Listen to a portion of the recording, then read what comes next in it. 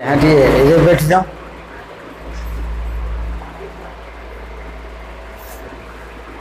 Good morning to student of class 7 and 8. Student of class 7 and class 8 class हुआ।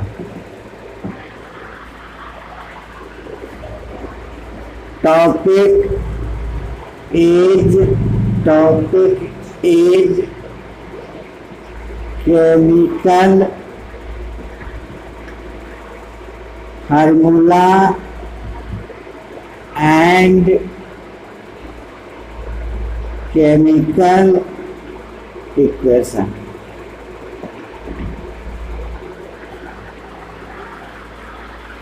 Subject chemistry.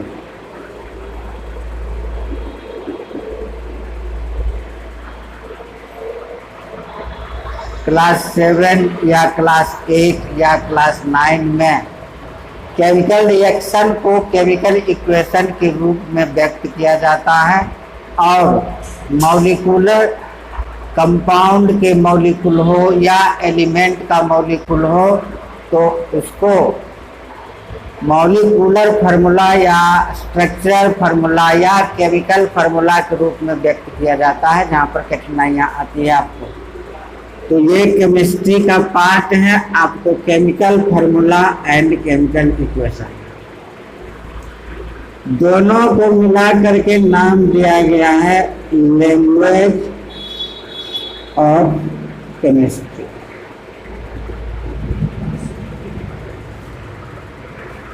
Chemical formula और chemical equation ये दोनों मिला करके language of chemistry. Language of chemistry का मतलब हुआ कि एक ऐसी भाषा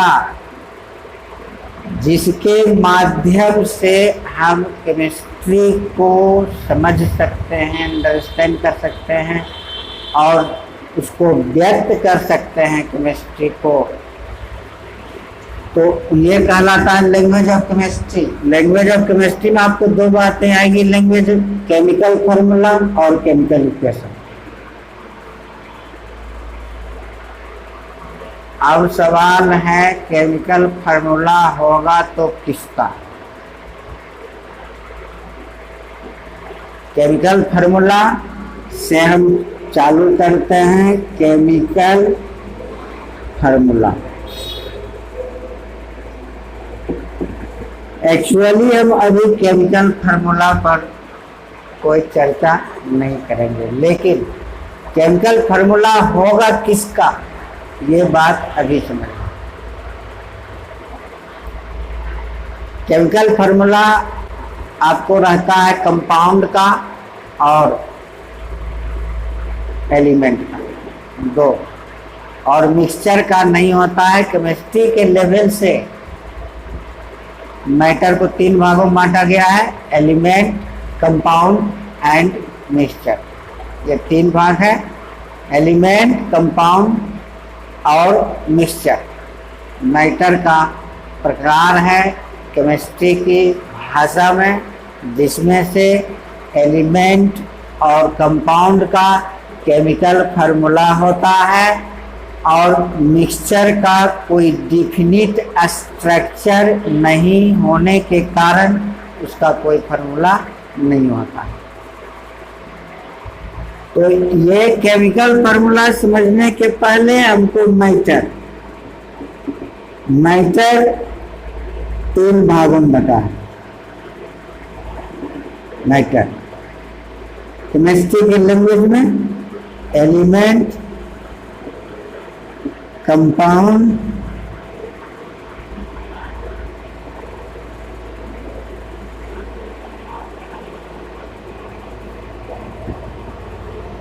और mixture.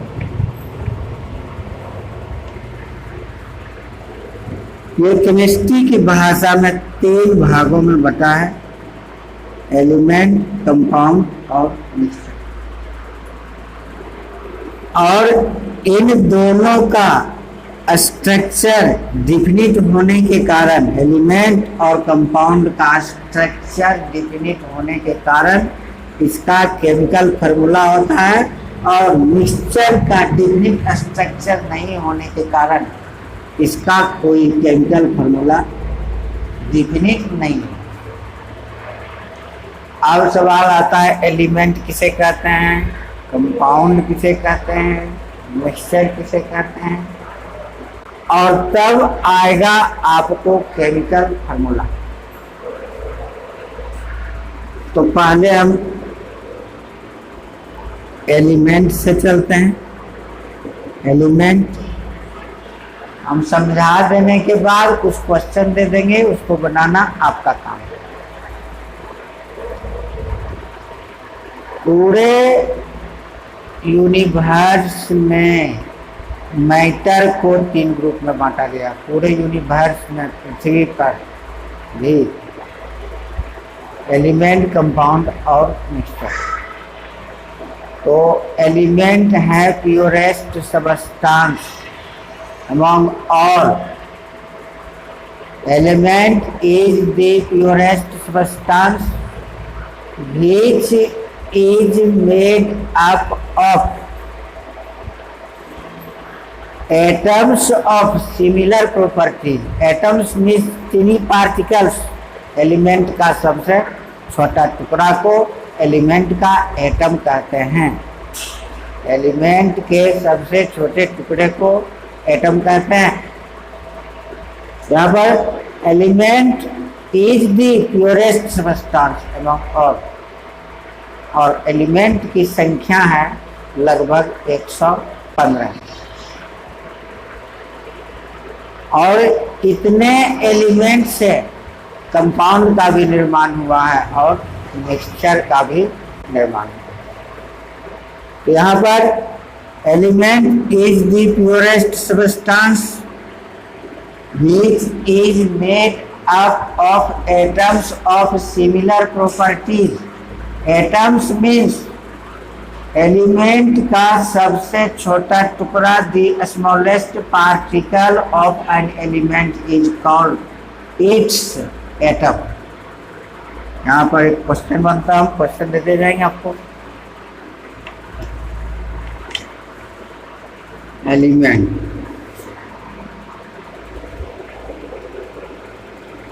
Question 1, what is an element?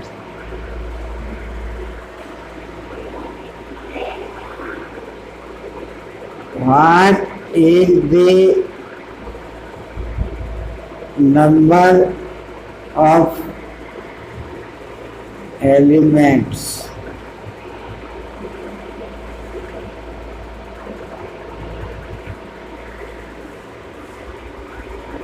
दूसरा है। तीसरा,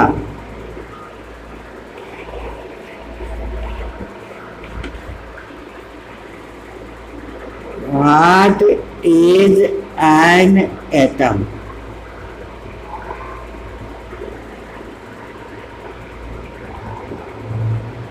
What are the types of atoms?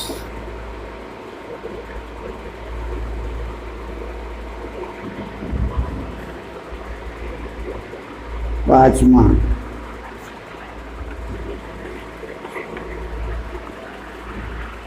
अब सवाल है एलिमेंट में, आपको एग्जाम्पल में आ जाएगा हाइड्रोजन है, ऑक्सीजन है, नाइट्रोजन। और एलिमेंट आपके घर घर में है, एल्यूमिनियम है, एलिमेंट घर में है, सोना है, एलिमेंट कान में लटकता है, जेवर के रूप में है, चांदी एलिमेंट है, जेवर के रूप में है, और लोहा है तो ग्रिल गेट प्लांट गन सब जगह काम दे रहा है। तो आपको ये एलिमेंट कुल मिलाकर 115 हुआ। अब है एलिमेंट कितने प्रकार के हैं, types. What are the types of elements. तो एलिमेंट को मूलतः बांटा गया है आपको तीन भागों में, तीन भाग, मेटल, नॉन मेटल और मेटल वाइट। तो यहाँ पर एलिमेंट को तीन भाग में बांटा, यहाँ जानना जरूरी है क्योंकि मॉलिक्यूलर फार्मूला पढ़ने के लिए सिंबल पढ़ना होगा पहले, और सिंबल जानने के लिए ये एलिमेंट और एलिमेंट का प्रकार भी जानना जरूरी है। तो मेटल सबसे पहले तो एलिमेंट है कितने, तो 115, गिनती में 115 अप्रॉक्स, और इतना से पूरा यूनिवर्स का क्रिएशन हुआ, कंपाउंड का हुआ, मिक्सचर का हुआ। आगे अब है मेटल के पहले एलिमेंट का कुछ गुण होगा,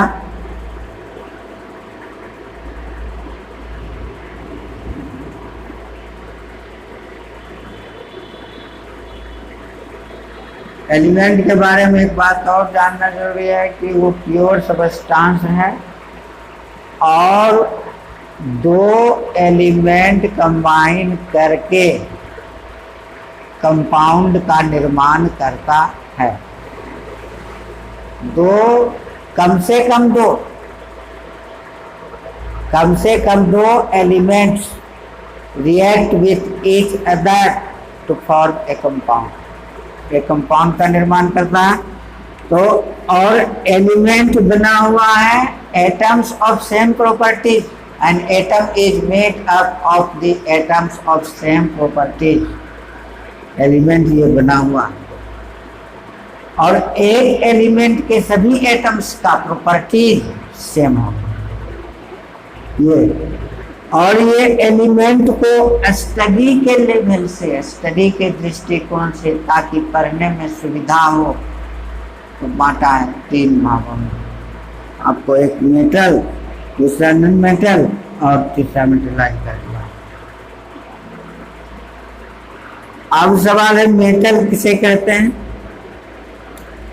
यहाँ पर एक प्रश्न है, मेटल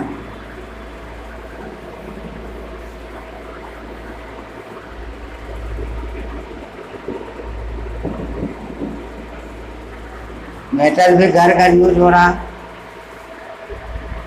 हमारे दैनिक जीवन में, और मेटल कहेंगे किसे, उसे पहचानने के कुछ फिजिकल प्रॉपर्टीज यहाँ की चर्चा हम करते हैं कि मेटल इज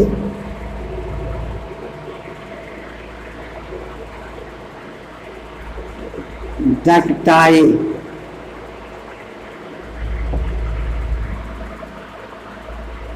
दूसरा है metal is malleable. Ductile means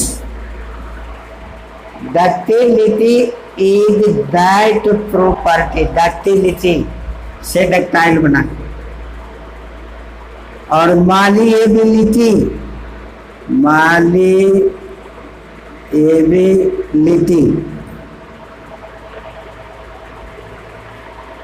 तो ductile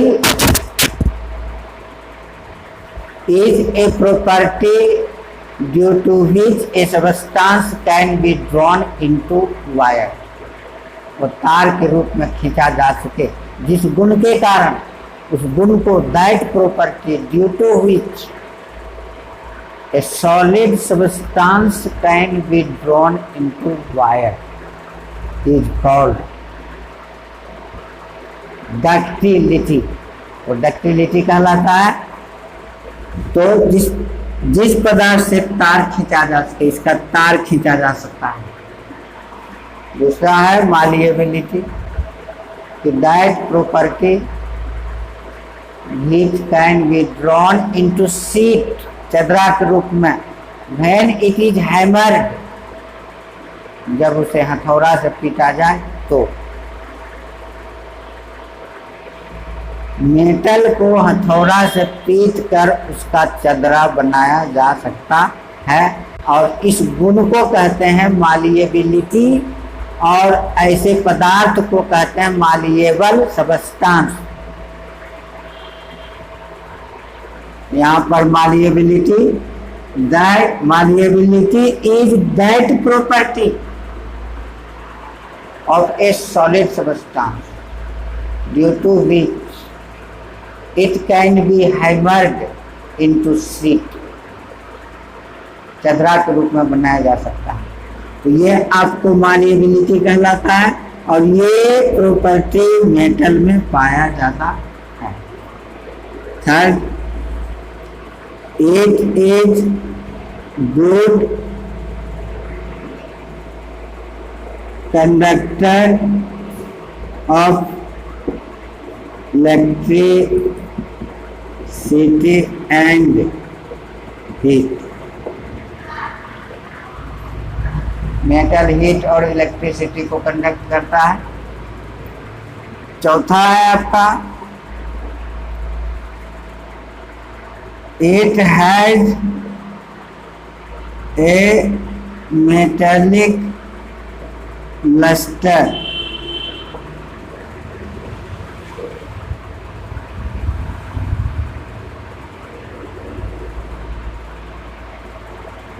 चमक।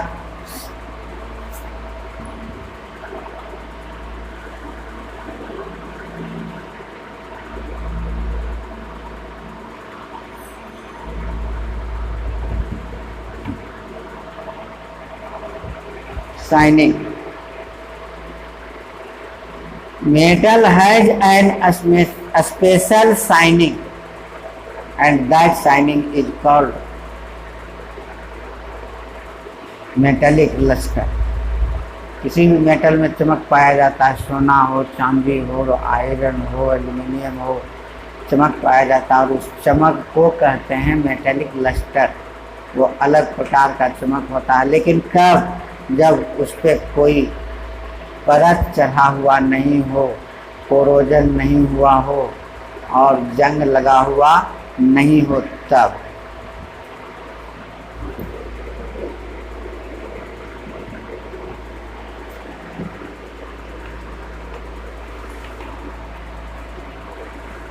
आगे इसका और प्रॉपर्टी है कि मेटल का डेंसिटी ज़्यादा होता है, ये ज़्यादा भारी होता है, और मेटल जनरली सॉलिड स्टेट में पाया जाता है।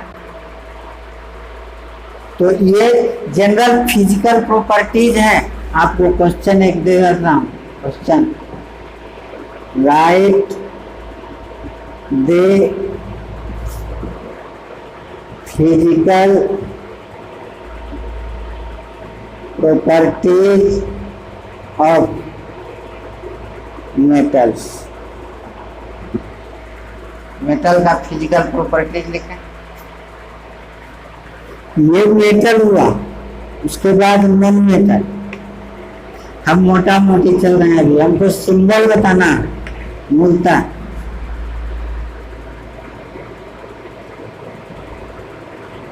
नॉन मेटल,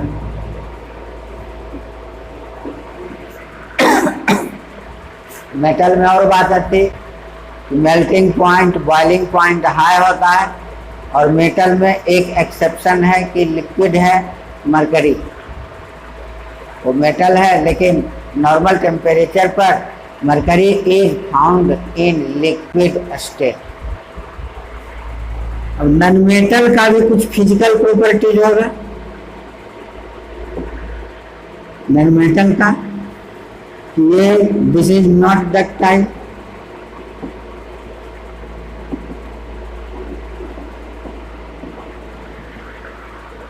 not malleable,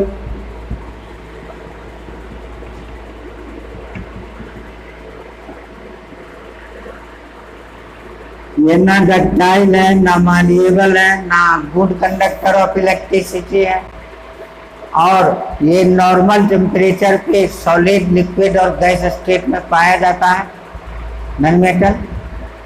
और नॉन मेटल का डेंसिटी जनरली कम होता है। तो ये सब आप क्वेश्चन दे देता हूँ। Right the physical properties of non metals. Non metal का फिजिकल प्रॉपर्टी ये आप पहले से भी पढ़ते आ रहे हैं, आज अभी आपके लिए नया नहीं है, लेकिन यहाँ सिंबल और मॉलिक्यूलर फार्मूला पढ़ने के लिए जरूरी है, इसलिए चर्चा कर रहा हूँ। ये आपके लिए नया नहीं है, ये सब चर्चा हो चुकी होगी, आप पढ़ चुके होंगे। धन्यवाद। ये मेटल और नॉन मेटल। अब मेटलॉइड, मेटलॉइड किसे कहें?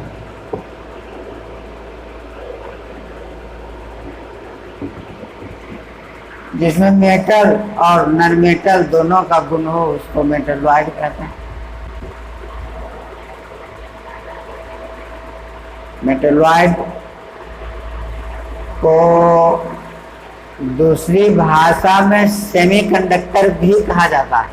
सेमीकंडक्टर, सेमीकंडक्टर का मतलब अर्धचालक। किसका? इलेक्ट्रिसिटी का। तो मेटल है good conductor of electricity, non metal है bad conductor of electricity.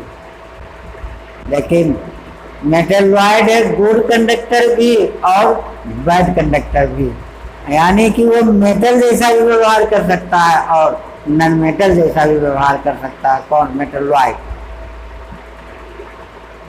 Metal जैसा और नॉन मेटल जैसा एक ही पदार्थ दो तरह का गुण at the same time, it is not possible. अगर single substance at the same time metallic nature and non-metallic nature both should be present, it is not possible। और मेटलॉइड की चर्चा है। मेटलॉइड में आपको आ जाता है सिलिकॉन है, गैलियम है, बोरॉन है, आर्सेनिक है और भी है। तो ये सब आपको मेटलॉइड में आता है, मेटलॉइड की श्रेणी में। तो एक ही साथ दोनों गुण उसमें नहीं पाया जाता है at the normal temperature. Normal temperature पे मेटलॉइड इलेक्ट्रिसिटी का बैड कंडक्टर है नॉर्मल टेम्परेचर।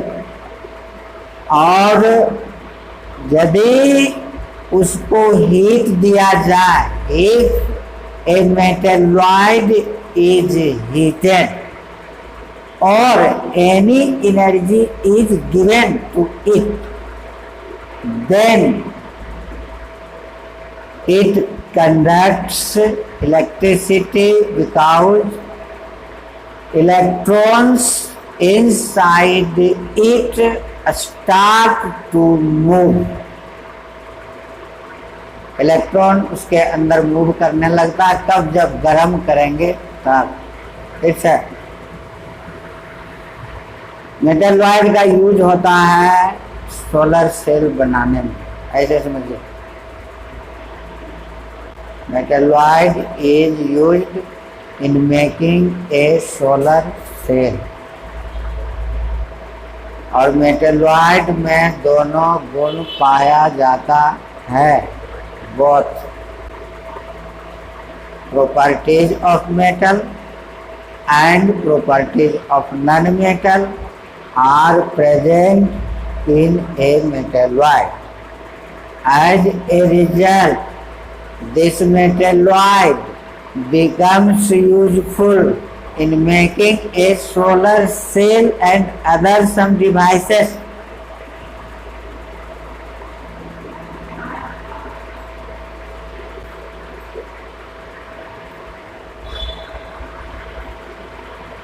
तो मेटलॉइड को हम फिर से समझते हैं।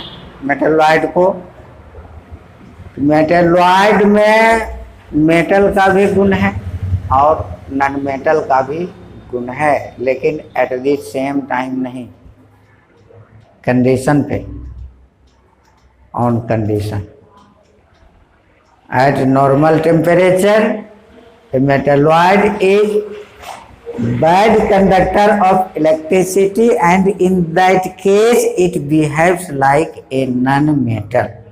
उस समय वो नॉन मेटल जैसा व्यवहार करता है। कब? जब नॉर्मल टेम्परेचर पर है तब। But if some heat or other energy is provided to it, then it becomes good conductor of electricity because the electrons present inside it start to move। अंदर का इलेक्ट्रॉन मूव करने लगता है, जिसके कारण वो गुड कंडक्टर बन जाता है। और इसी गुण का यूज करके मेटलॉइड का यूज किया जाता है सोलर सेल बनाने में। सोलर सेल को धूप में रखा जाता है और सोलर सेल बनाने में मेटलॉइड का यूज किया जाता है, सिलिकॉन का यूज किया जाता है, बोरॉन का यूज किया जाता है, आर्सेनिक का यूज किया जाता है। तो ये आपको हुआ मेटलॉइड, जिसमें मेटल और नॉन मेटल दोनों का नेचर है। अब सवाल है, क्वेश्चन आपका, what do you mean by a metalloid? पहला। दूसरा,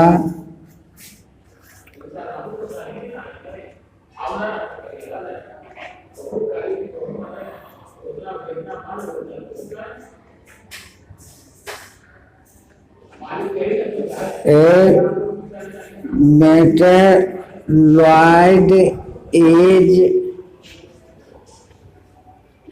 used as a semi-conductor of electricity। Why? Electricity semiconductor का मतलब, अर्धचालक का मतलब कि यह आधा कंडक्टर है, आधा नॉट कंडक्टर है। नॉर्मल टेम्परेचर पे बैड कंडक्टर, तो नॉन मेटल जैसा व्यवहार करता है, और जब हीट उसको देते हैं तो वो गुड कंडक्टर बन जाता है। और ये दोनों जैसा व्यवहार करता है, मेटल और नॉन मेटल जैसा व्यवहार करता है, जिसके कारण इसको सेमी कंडक्टर यानी अर्धचालक, आधा गुड कंडक्टर आधा बैड कंडक्टर, ये अकेले है गुण, जिसके कारण इसको आपको ये metalloid is used as a semiconductor because it has both nature, metallic as well as non metallic. It conducts as a metal when it is heated, and it is a non-metal when it is at normal temperature। तो metalloid अब element 3 भागों में बटा। अभी फिर से matter था, matter 3 प्रकार का था, एलिमेंट, दूसरा है कंपाउंड और तीसरा है मिक्सचर। और पढ़ना है मॉलिक्यूलर, मॉलिक्यूलर फॉर्मूला पढ़ना है, उसको पढ़ने के लिए ये आपको एलिमेंट की चर्चा चल रही है। एलिमेंट में आपको 3 भागों में बटा मेटल, नॉन मेटल और मेटल वाइट। अब है कंपाउंड किसे कहेंगे, इसके बारे में भी जानना यहाँ जरूरी होगा।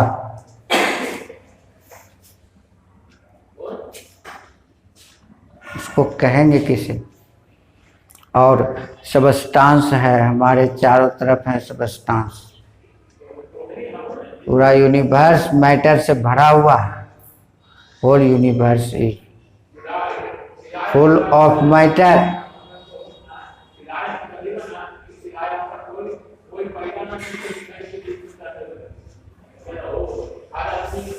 Compound is that substance whose properties are exactly different from the properties of its components or component elements।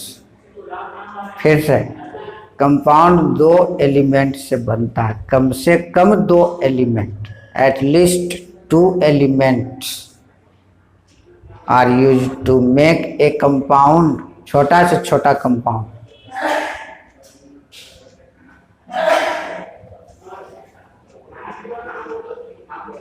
तो यहां पर है कि जिस जिस एलिमेंट से बना उसका गुण कंपाउंड में नहीं होगा। फिर से बोल रहा हूं, that substance which is made with the help of at least 2 elements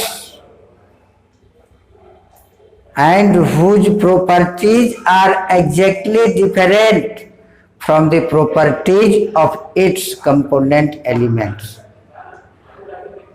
that is called a compound। compound means आपको ये H2O है। कंपाउंड को बढ़िया से समझ लीजिए कि H2O है, ये वाटर है, दिस इज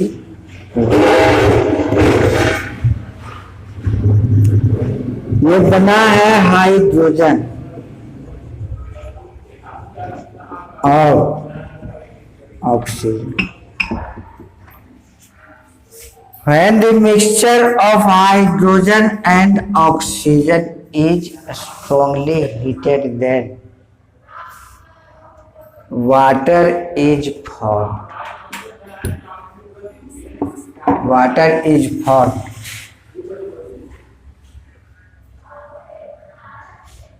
तो हाइड्रोजन और ऑक्सीजन बना water.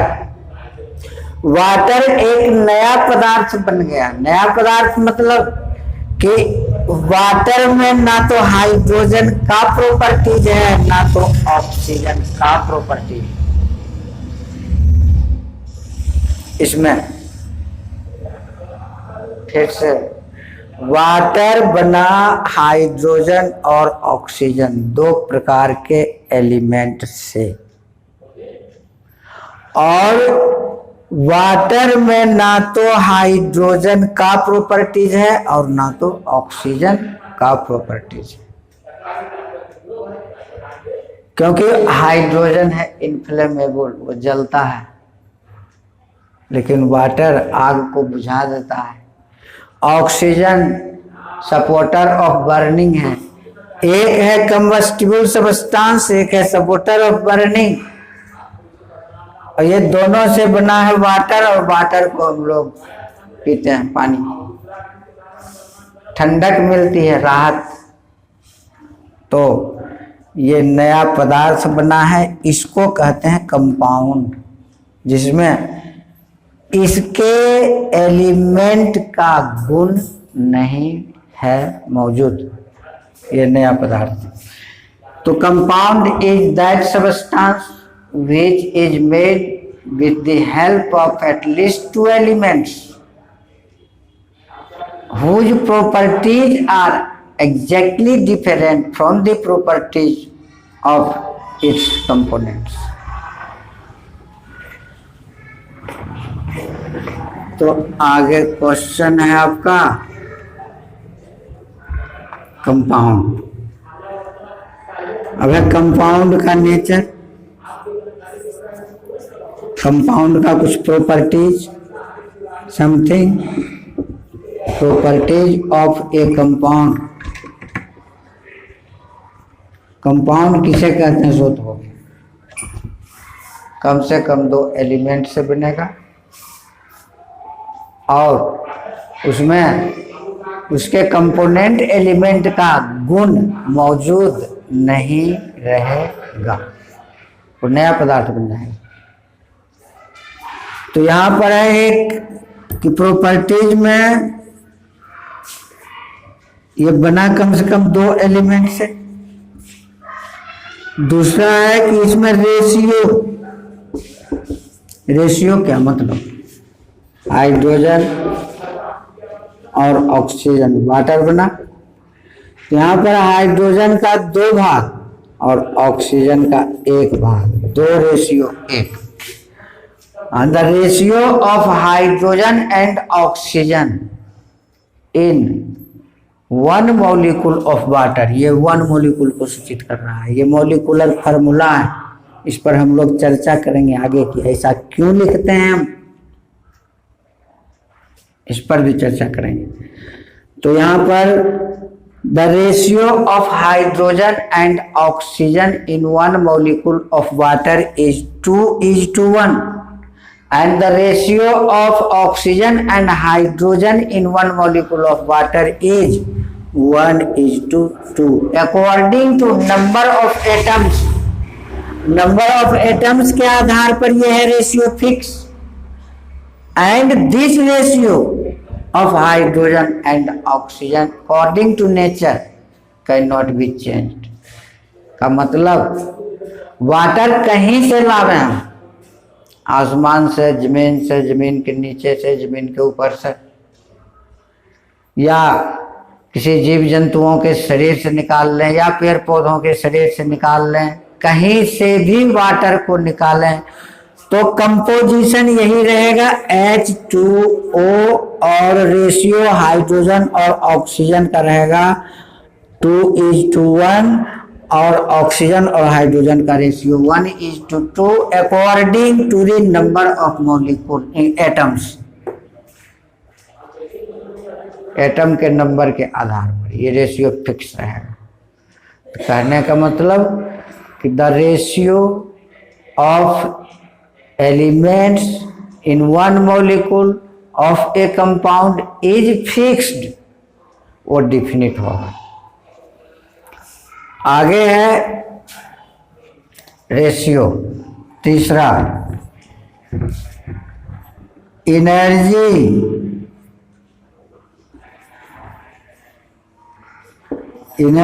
Change takes place. Energy change का मतलब कंपाउंड बनने के लिए कुछ ना कुछ एनर्जी चेंज का मतलब या तो एनर्जी का लॉस या तो एनर्जी का गेन। तो ये एनर्जी चेंज कहलाता है और ये जरूरत पड़ती है कब? जब केमिकल कंपाउंड बनाना होता है तब, या नेचुरली भी केमिकल कंपाउंड बनता है तो ये कंडीशन के आधार पर एनर्जी चेंज इज नेसेसरी। उसके बाद है आपको प्रॉपर्टीज, कंपाउंड का प्रॉपर्टीज उसके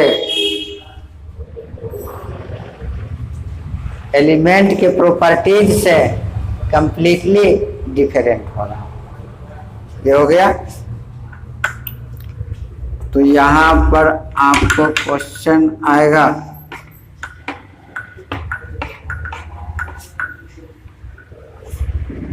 question, what is a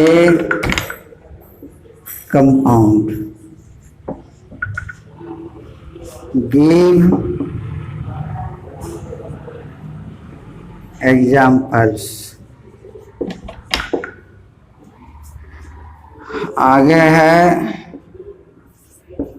write the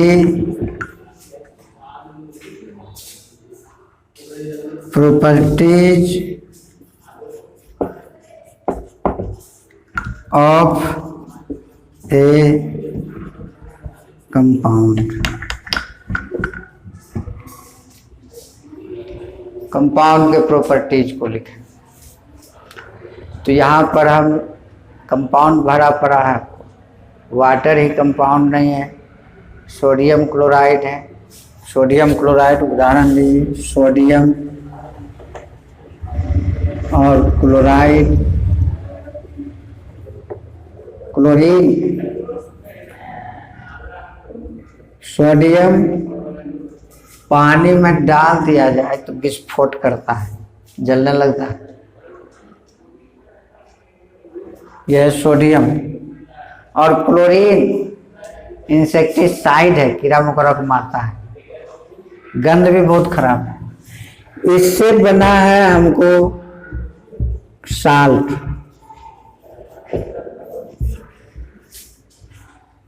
जो घर में हम खाना में यूज करते हैं वो साल्ट बना है। तो इसमें ना सोडियम का प्रॉपर्टीज है ना क्लोरीन का प्रॉपर्टीज है, और ये हमारे लिए लाभदायक है। ये कंपाउंड है और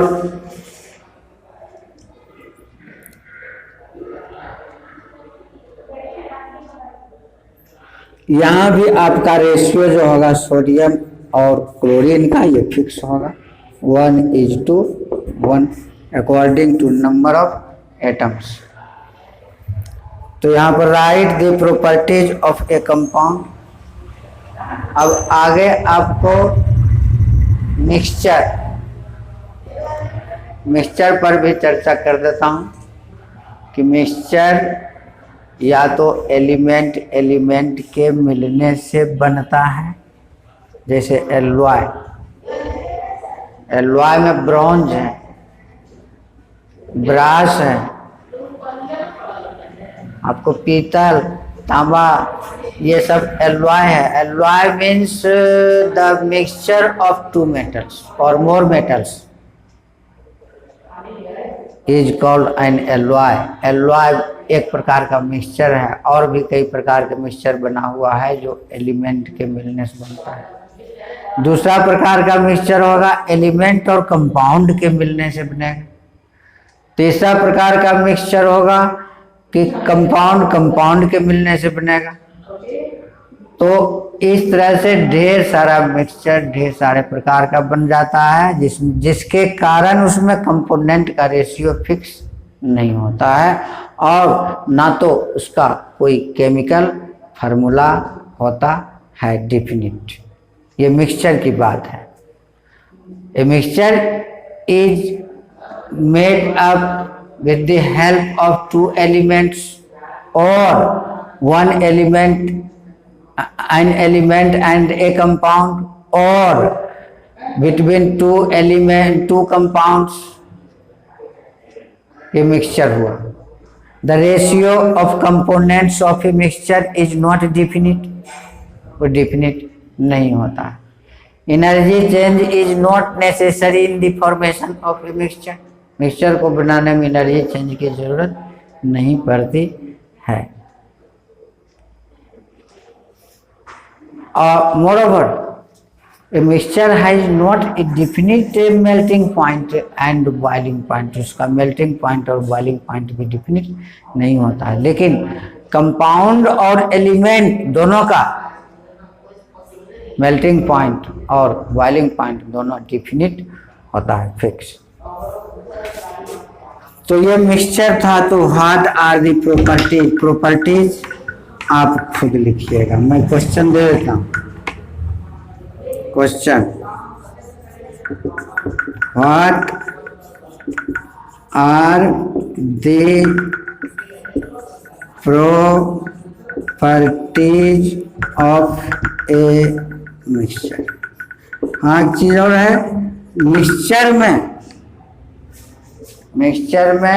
मिक्सचर के एलिमेंट का सारा गुण भी मौजूद रहेगा। कैसे? कंपाउंड के एलिमेंट का सारा प्रॉपर्टीज मौजूद नहीं रहेगा, जबकि मिक्सचर के कंपोनेंट का सारा प्रॉपर्टीज मौजूद रहता है। The properties of components of a mixture are present in it while the properties of a compound the properties of components of a compound are not present in it। Compound में ये बात नहीं होता है। अब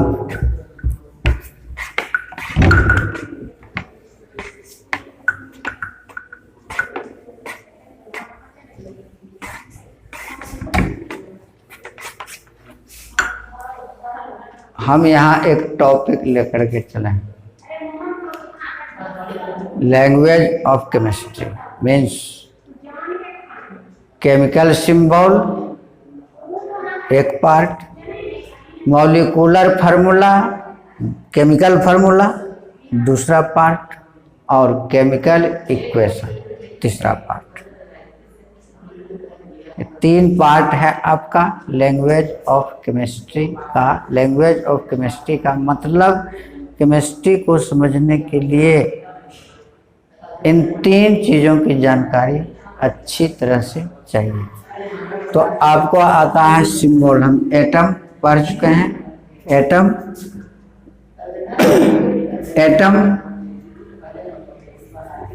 question,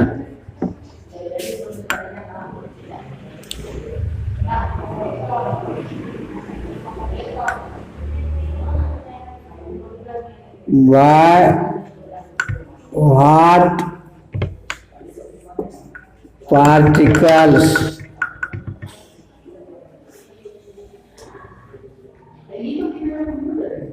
is an atom made? Electron, proton और neutron. Right.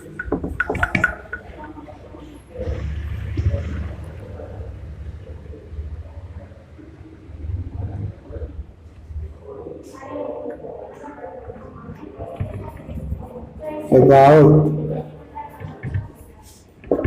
the types of charges on them।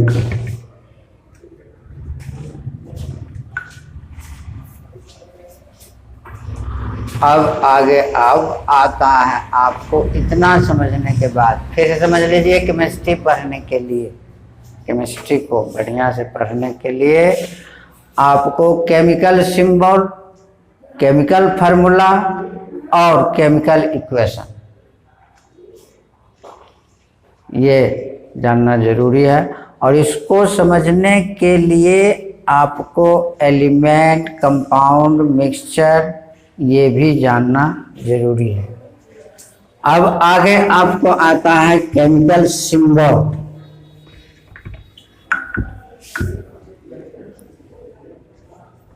Chemical symbol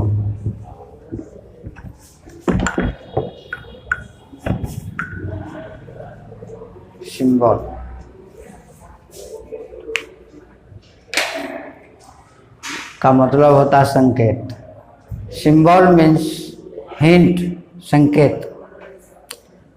symbol किसी वस्तु को इशारा करता है या किसी घटना को इशारा करता है, एक सिंबल। हम उंगली हिलाकर भी इशारा करते हैं, ये भी सिंबल है। हम आंख मारकर इशारा करते हैं, वो भी सिंबल है। पैर हिलाकर भी सिंबल किया जा सकता है। तो सिंबल का मतलब हुआ संकेत। हमारा नाम भी एक प्रकार का सिंबल है। हर किसी का नाम कोई भी नाम भी, किसी ऑब्जेक्ट का नाम भी एक प्रकार का सिंबल है। बेंच, ये शब्द हम वहां भी बोल सकते हैं जहां बेंच है, और वहां भी बोल सकते हैं जहां बेंच नहीं है। ये सिंबल है, लेकिन इंडिकेट हम कहीं भी बोले इंडिकेट करेगा एक ही वस्तु को, जो बेंच है। तो ये सिंबल है, लेकिन यहाँ केमिस्ट्री में पढ़ने के लिए केमिकल सिंबल चाहिए। केमिकल सिंबल का मतलब वो नाम से जुड़ा हुआ। पुराने जमाने में ये सिंबल की प्रक्रिया पुराने जमाने से चल रही है, क्योंकि एलिमेंट की खोज पुराने जमाने से चल रहा है। जंगल में जब लोग रहते थे उसी समय से एलिमेंट का डिस्कवरी हो रहा है, और उसका प्रयोग भी हो रहा है, यूज भी हो रहा है, डेली लाइफ में यूज हो रहा है। तो जंगल में जो लोग रहते थे उसमें कुछ ये ऐसे लोग थे जिनको एलिमेंट की जानकारी थी अच्छी तरह से, और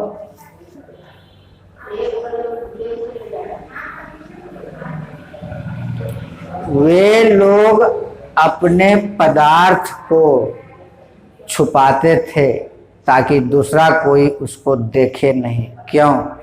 कि वो सस्ते मेटल को महंगे मेटल में बदलना चाहते थे।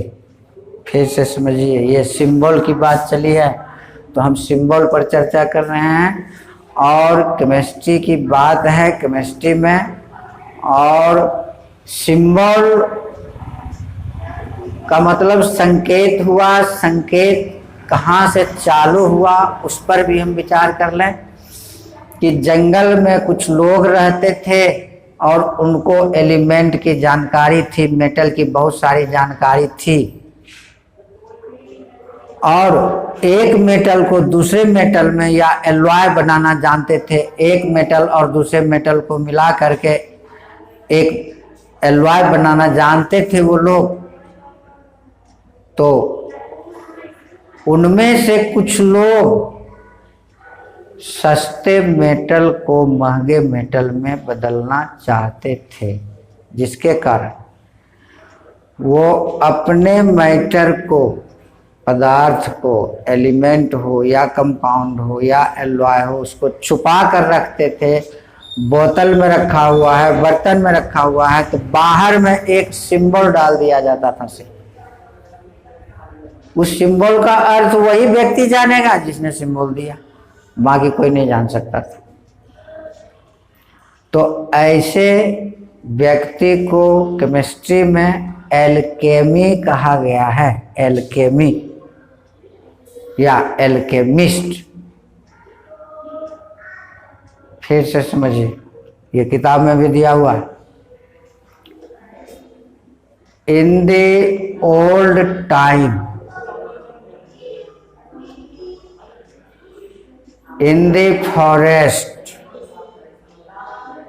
some people want to convert cheap metals into costly metals, and to do this he hide his substances by giving their symbols. Those are called alchemy. वो सिंबल जो प्रारंभ में दिया है, वो प्रारंभ किया है एलिमेंट का या कंपाउंड का, जो भी वो पदार्थ का सिंबल, वो एल्केमी कहलाता है। और अभी अलग प्रकार का सिंबल चल रहा है, मॉडर्न। तो हम मॉडर्न पर विचार करेंगे, लेकिन एल्केमी के बारे में बता दिया हूं तो एल्केमी पर क्वेश्चन रहेगा। क्वेश्चन आपका है, what do you mean by an alchemy और एल्केमिस्ट?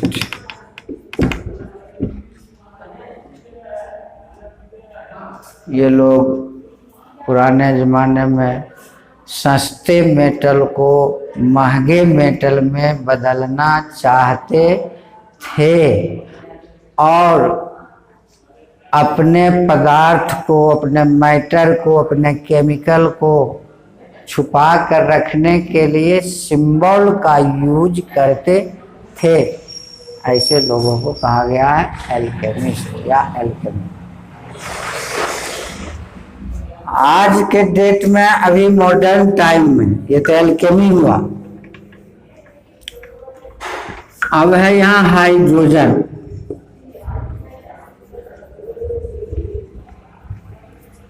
हाइड्रोजन तो इतना लंबा नाम है और आगे इसका स्टडी करने में, हाइड्रोजन का स्टडी करने में दिक्कत होगी। कब? जब इतना लंबा नाम रहेगा तब। इसके नामकरण को छोटा किया गया, सिंबल के रूप में लिया गया H, हाइड्रोजन। ये सिंबल है, लेकिन ये हाइड्रोजन के सारे गुण को रिप्रेजेंट करेगा। ये हाइड्रोजन का सिंबल का है।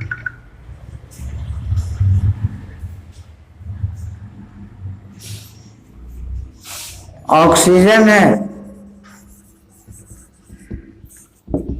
इसको लंबा चौड़ा नाम, तो केमिस्ट्री के स्टडी में इतना लंबा नाम बाधक हो जाने के कारण सुविधाजनक बनाने के लिए इसको O कर दिया। अब O ये ऑक्सीजन को सूचित करेगा, ऑक्सीजन के सारे गुण को सूचित करेगा, सारे नेचर को सूचित करेगा। जब रसगुल्ला का नाम लेते हैं तो रसगुल्ला में मीठापन जो है वो, और रसगुल्ला में जो रस निकलता है सो सारा कुछ दिमाग में सेट कर जाता है। ठीक उसी तरह से O लिख देंगे तो ऑक्सीजन को सूचित करेगा, H लिख देंगे तो H हाइड्रोजन को सूचित कर देगा।